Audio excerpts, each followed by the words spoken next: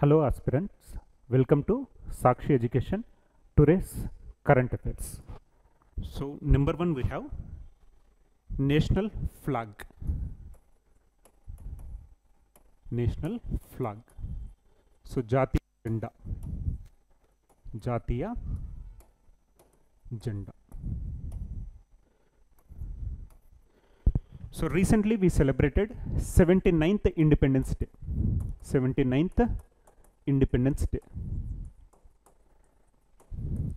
So 79వ స్వాతంత్ర దినోత్సవం.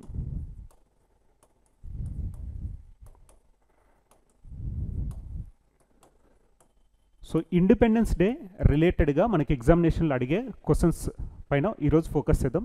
అందులో భాగంగా we have national flag adapted on 22nd July 1947. So ఆమోదించింది ఇప్పుడు మనకు అడాప్ట్ చేసుకున్నది 22nd July 1947. సో రూపొందించింది ఎవరు మనకు? పింగళి వెంకయ్య గారు. పింగళి వెంకయ్య గారు. So prepared by Pingali Venkaiah గారు. సో నేషనల్ ఫ్లాగ్ డైమెన్షన్స్ వచ్చేసి 3:2 రేషియోలో ఉండాలి. మనకు ఉండాల్సిన కలర్స్ ఏంటి? సాఫ్రాన్, వైట్,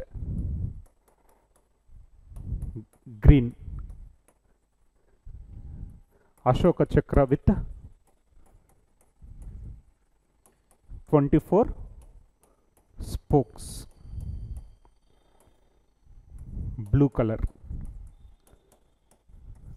సో మనకు వచ్చేసి సాఫ్రన్, వైట్, గ్రీన్. ఆమోదించింది ఇప్పుడు adopted on 22nd July 1947. 22nd July 1947. So ఇందులో భాగంగా రూపొందించింది ఎవరు మనకు? పింగళి వెంకయ్య గారు. So next we have Jana Gana Mana, national anthem. National anthem. Next we have Vande Mataram song. So national song. National song. National emblem.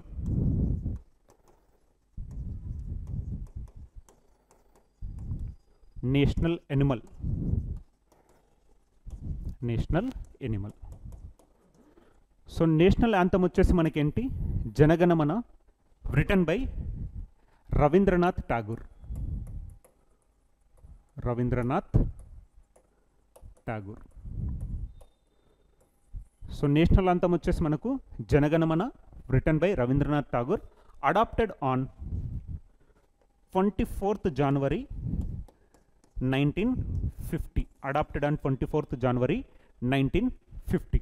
వెరాజ్ నేషనల్ సాంగ్ వచ్చేసి మనకేంటి? Vande Mataram song, written by Bankim Chandra Chatterjee. Bankim Chandra Chatterjee. Bankim Chandra Chatterjee, written by Bankim Chandra Chatterjee. ఇక్కడ నేషనల్ సాంగ్ వచ్చేసి మనకు వందే మాతరం, నేషనల్ యాంథమ్ వచ్చేసి మనకు Jana Gana Mana. So national song is adopted on 24th January 1950. So here both national anthem as well as national song both were adopted on 24th January 1950. Whereas national flag వచ్చేసి మనకి ఎప్పుడు? 22nd July 1947. So ఇక్కడ బంకిం చంద్ర చటర్జీ గారు రాసిన naval ఏంటి అంటే ఆనంద్ మట్. ఆనంద్ మట్. ఈ ఆనంద్ మట్ నుంచి వందే మాతరం సాంగ్ని వీళ్ళు తీసుకోవడం జరిగింది. సో బంకిం చంద్ర చటర్జీ గారు రాసిన నావెల్ ఏంటి మనకు? ఆనంద్ మట్ అనే ఒక నావెల్ రచించారు. దాని నుంచి మనం సేకరించింది ఏంటి అంటే నేషనల్ సాంగ్ అయిన Vande Mataram. So next we have national emblem, that is lion capital. Lion capital ఎక్కడి నుంచి తీసుకున్నారు? సారనాథ్. సారనాథ్ దగ్గర నుంచి మనం తీసుకోవడం చూస్తాం. So Sarnath lion capital. So national emblem వచ్చేసి మనకు లయన్ క్యాపిటల్. ఇందులో మనకుండే ఎనిమల్స్ ఏంటి అంటే 4 ఎనిమల్స్ ఉంటాయి. ఎనిమల్స్ వచ్చేసి 4: lion, elephant, horse and bull. Lion, elephant, horse and bull. Next we have Ashoka chakra with 24 spokes. So national emblem also adopted on 26th January 1950. 26th January 1950. So ఇందులో ఉండే జంతువులు ఏంటి అనేది మనకి ఎగ్జామినేషన్లో చాలాసార్లు అడిగారు. ఇందులో ఉండేవి ఏంటి? Lion, elephant, horse, bull. Lion, elephant, horse, bull. So ఇందులో వచ్చేసి northern direction is represented by lion, eastern direction is represented by elephant, southern direction is represented by bull, western direction is represented by horse. So 4 animals ఉన్నాయి. ఆ 4 animals వచ్చేసి they represent each direction. Northern direction వచ్చేసి represented by lion, southern direction represented by bull, eastern direction represented by elephant, western direction is represented by horse. So next we have national animal that is royal Bengal tiger, adopted in the year 1972. So 1972లో adopt చేసుకున్నాం. అప్పటి నుంచి మనకేంటి national animal వచ్చేసి royal Bengal tiger. So ఇక్కడ మనకు we discussed total 5, that is national flag adopted on 22nd July 1947, whereas national anthem and national song both were adopted on 24th January 1950. Next national emblem was adopted on 26th January 1950. National animal was adopted in the year 1972. తర్వాత మనకు వచ్చింది ఏంటి? Project tiger. 1973లో మనం తీసుకొచ్చిన programme ఏంటి? Project tiger. At present ఇండియాలో ఎన్ని project tiger reserves ఉన్నాయి? 58 టైగర్ రిజర్వ్స్ ఉండడం చూసాం. So next second, extreme heat. Extreme heat. So తెలుగులో మనం ఏమంటున్నాం? ఉష్ణ తరంగం. ఎక్స్ట్రీమ్ హీట్ని మనం ఏమంటున్నాం తెలుగులో? ఉష్ణ తరంగం. ఉష్ణ తరంగం. World meteorological organization located in Geneva. World Meteorological Organization located in Geneva recently ప్రపంచాన్ని హెచ్చరించింది విత్ రెస్పెక్ట్ టు ద ఉష్ణ తరంగం. సో ఉష్ణ తరంగాల గురించి ప్రపంచానికి హెచ్చరికలు జారీ చేసిన వరల్డ్ మెట్రలాజికల్ ఆర్గనైజేషన్. కాబట్టి మనకి ఏంటంటే ఎగ్జామినేషన్ పాయింట్ ఆఫ్ వ్యూలో important. So WHO world health organisation ఏ విధంగా డిసీజెస్ గురించి ప్రపంచాన్ని హెచ్చరిస్తుందో అదేవిధంగా వేరే ఇన్స్టిట్యూషన్స్ కూడా ప్రపంచానికి సంబంధించిన దాని గురించి హెచ్చరికలు జారీ చేసినప్పుడు అది మనకు ఎగ్జామినేషన్ పాయింట్ ఆఫ్ వ్యూలో చాలా ఇంపార్టెంట్. సో అందులో భాగంగా మనకేంటి? World meteorological organisation located in Geneva, Switzerland. Headquarters చాలా important. World meteorological organisation headquarters వచ్చేసి located in Geneva, Switzerland. So వీళ్ళు హెచ్చరికలు దేని గురించి జారీ చేశారు? Extreme heat. సో రీసెంట్గా ప్రపంచం ఎదుర్కొంటున్న ముప్పేంటి మనకు? క్లైమేట్ చేంజ్, వాతావరణ మార్పు. వాతావరణ మార్పు. సో దీనికి మెయిన్ రీజన్ ఏంటి మనకు? Global warming. Global warming. అలాంటిది ఇంకొకటి కాన్సెప్ట్ ఏంటి? Extreme heat. So extreme heat conditions వల్ల మనకేంటి? మెల్టింగ్ ఆఫ్ గ్లేషియర్స్ చూస్తున్నాం. మెల్టింగ్ ఆఫ్ గ్లేషియర్స్ చూస్తున్నాం. క్లౌడ్ బర్స్ట్ చూస్తున్నాం. ఫ్లాష్ ఫ్లడ్స్ చూస్తున్నాం. రీసెంట్గా ఏంటి? ఇజ్రాయెల్కి సంబంధించిన sea turned into red colour due to the climate change. So glacier melting. Glacier melting is followed by glacier melting flash floods. So ఇలాంటి విపత్తులన్నిటికీ కారణం ఏంటి మనకు? క్లైమేట్ చేంజ్, వాతావరణ మార్పు. అందులో భాగంగా ఎక్స్ట్రీమ్ హీట్ కండిషన్స్ గురించి ఇప్పుడు హెచ్చరికలు జారీ చేసింది. సో మనం డీటెయిల్గా చూద్దాం. Extreme heat conditions. So the world meteorological organisation that is WMO headquarters వచ్చేసి Geneva, Switzerland, has issued a stark warning that extreme heat is impacting millions of people worldwide. So ప్రపంచంలో చాలామంది ప్రజలను ఇది తీవ్రంగా impact చేస్తుంది అని చెప్పేసి మనకు స్టేట్మెంట్ ఇచ్చింది ఎవరు? WMO world meteorological organization. With rising temperatures, prolonged heat waves and worsening air quality. So ఇక్కడ మనకు హీట్ వేవ్స్ వల్ల ఓన్లీ టెంపరేచర్ ఇంక్రీజే కాదు, మనకు ఎయిర్ క్వాలిటీ కూడా డిక్రీజ్ అవుతుంది. So here has issued a stark warning that extreme heat is impacting millions of the people worldwide with rising temperatures, prolonged heat waves and worsening air quality creating severe public health risk. So ఇక్కడ ఏంటి మనకు health risk is associated with rise of temperature and quality of air వచ్చేసి ఏంటి అంటే తగ్గిపోతుంది రోజు రోజుకు. Next action plans to mitigate the effect of this growing climate threat. So సింపుల్గా ఏంటి అంటే హీట్ వేవ్స్ గురించి ప్రపంచాన్ని హెచ్చరించిన WMO, that is world meteorological organisation headquarters వచ్చేసి జెనీవా, స్విట్జర్లాండ్. సో వీళ్ళు ఇచ్చిన కొన్ని స్టేట్మెంట్లో ఇంపార్టెంట్ స్టేట్మెంట్స్ చూద్దాం. So number 1 we have according to WMO data heat waves are becoming more frequent. తరచుగా సంభవిస్తున్నాయి.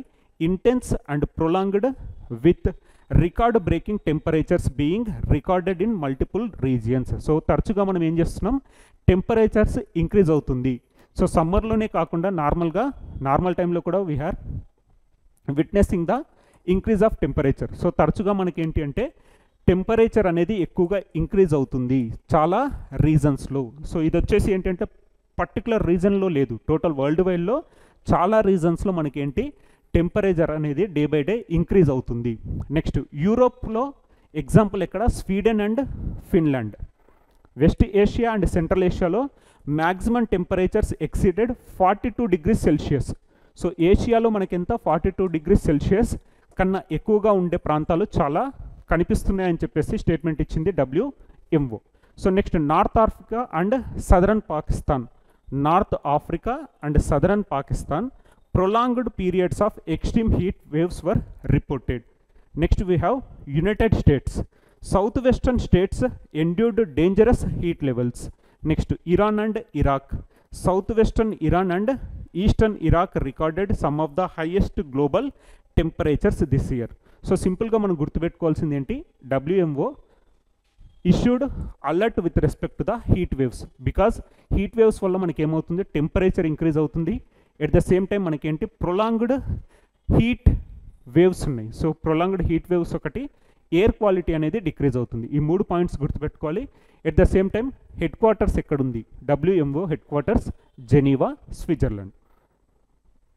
సో పెరుగుతున్న ఉష్ణోగ్రతలు, దీర్ఘకాలిక వేడిగాలులు మరియు గాలి నాణ్యత క్షీణించడం వల్ల ప్రజారోగ్యానికి తీవ్రమైన ప్రమాదాలు ఏర్పడతాయని ప్రపంచవ్యాప్తంగా లక్షలాది మంది ప్రజలు తీవ్రమైన వేడిని ప్రభావితం చేస్తున్నారని ప్రపంచ వాతావరణ సంస్థ తీవ్ర హెచ్చరిక జారీ చేసింది.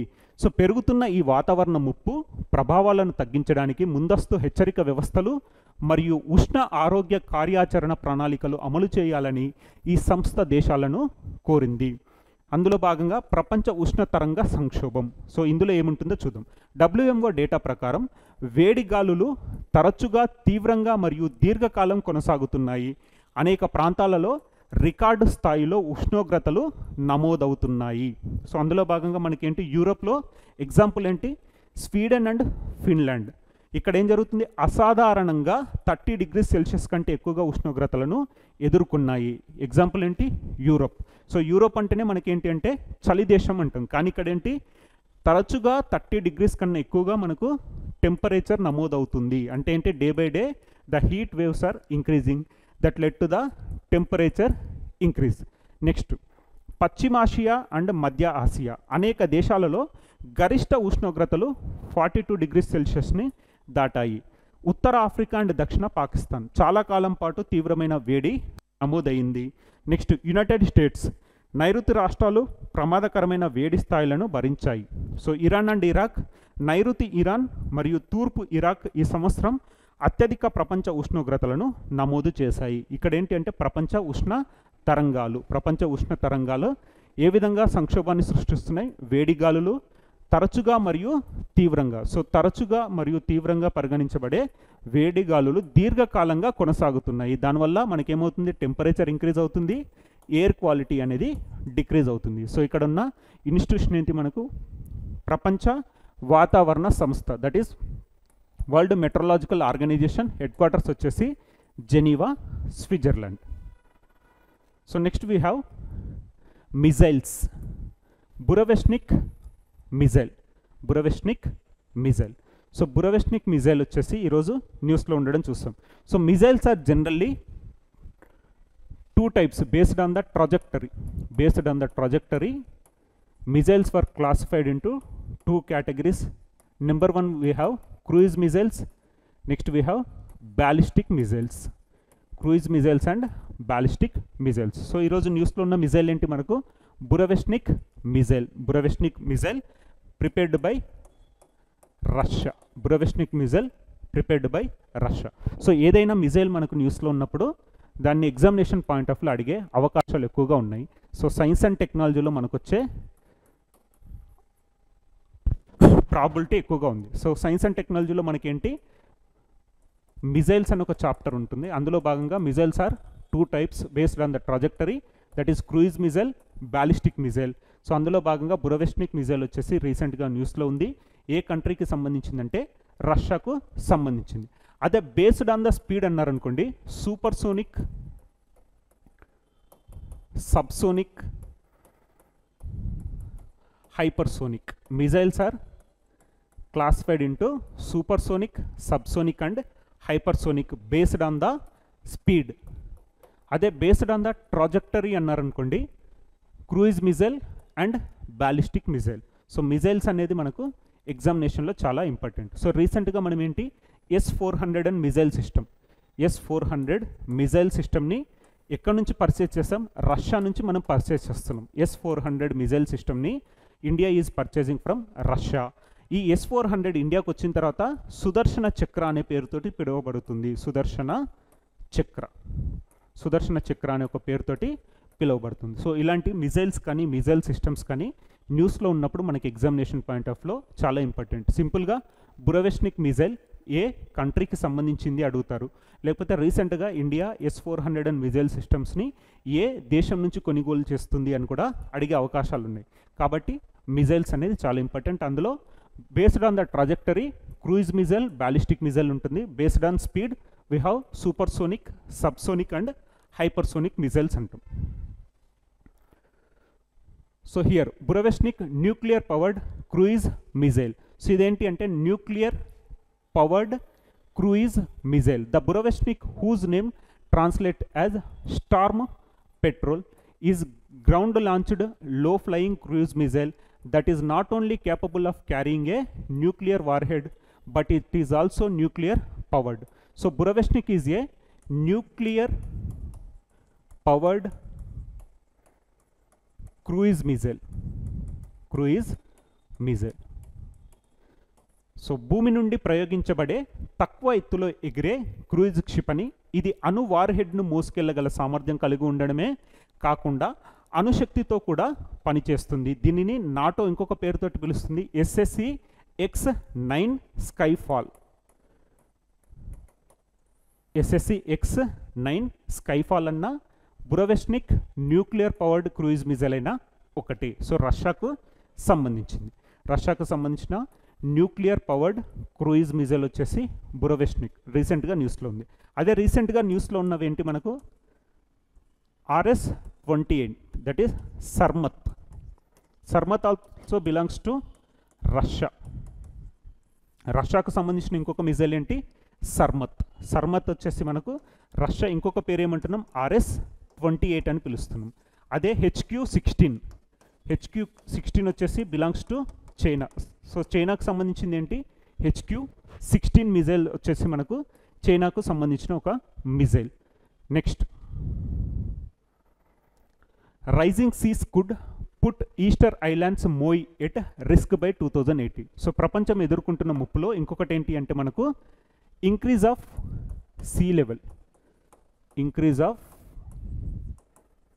Sea level.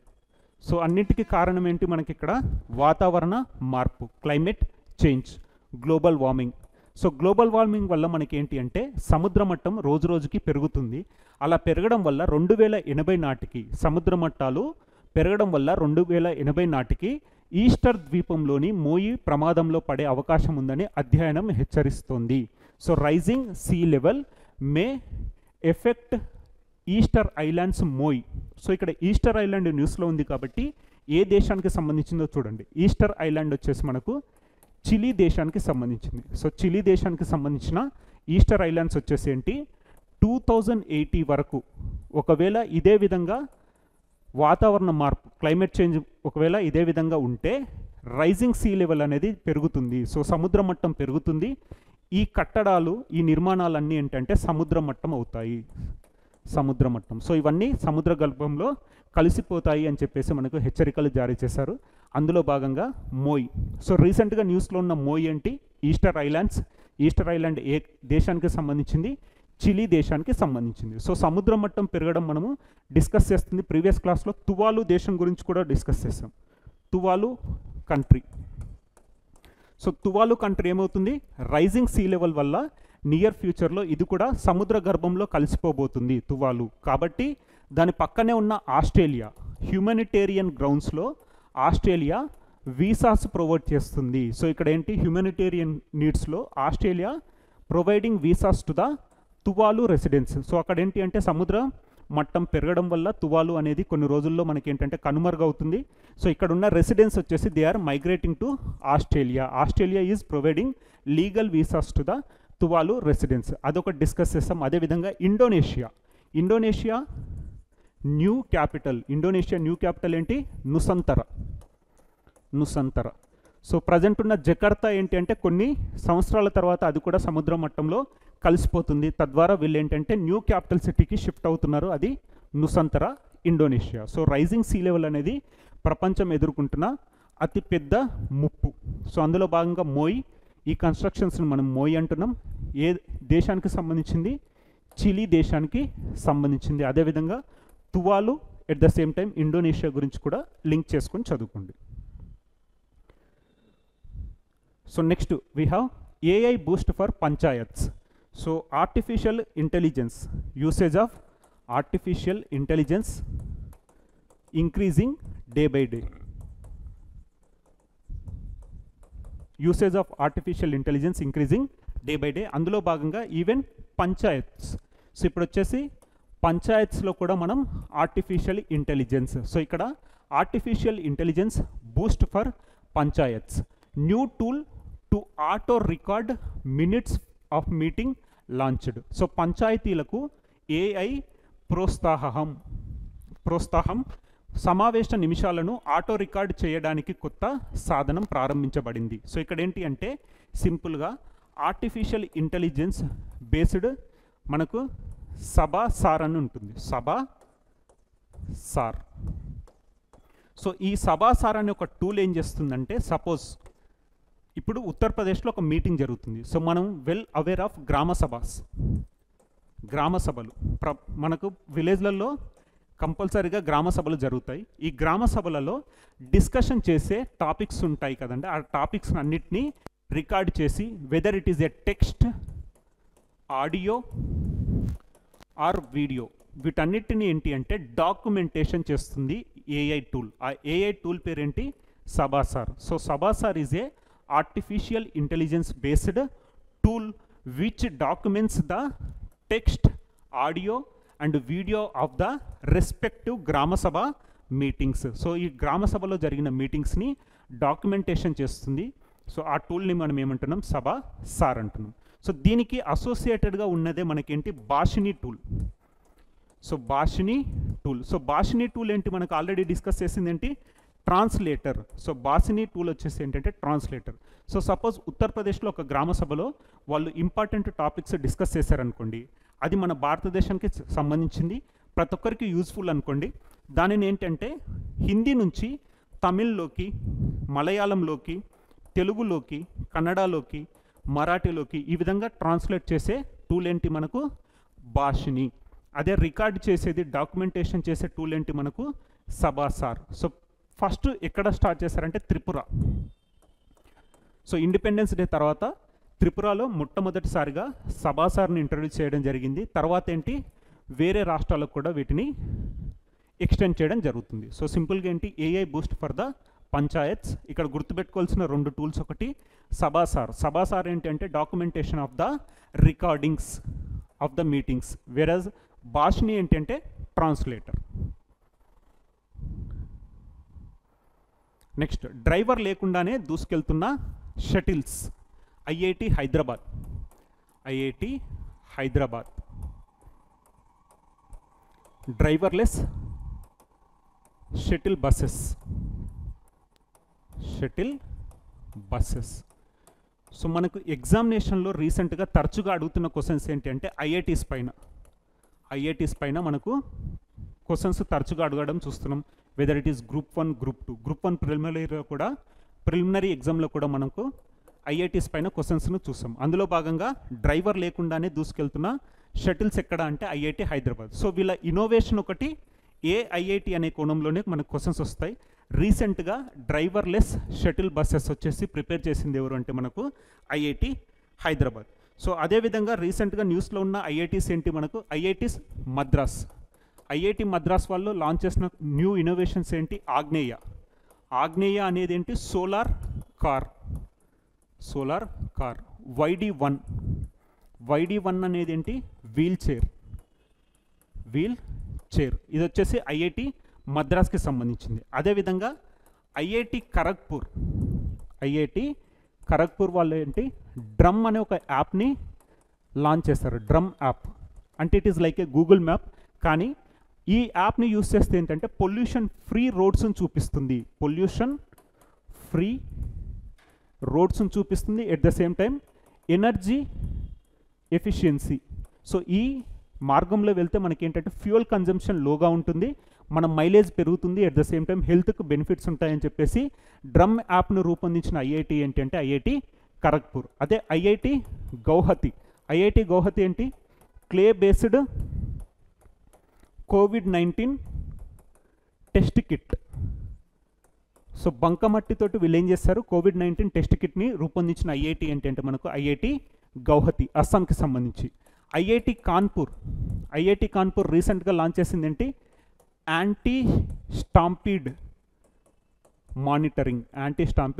మానిటరింగ్. అహ్మదాబాద్లో జగన్నాథ రథయాత్ర సందర్భంగా వీళ్ళకి ఏంటంటే తొక్కిసలాటలు జరగకుండా యాంటీ స్టాంపీడ్ టెక్నాలజీని తీసుకొచ్చింది ఏంటి అంటే మానిటరింగ్ కోసం ఐఐటి కాన్పూర్. సో ఇలాంటి ఐఐటీస్ మనకు న్యూస్లో ఉన్నప్పుడు దాన్ని ఒకసారి రీకాల్ చేయాల్సిన అవసరం ఉంది. సో ఈరోజు కరెంట్ అఫైర్స్ ఇవ్వండి.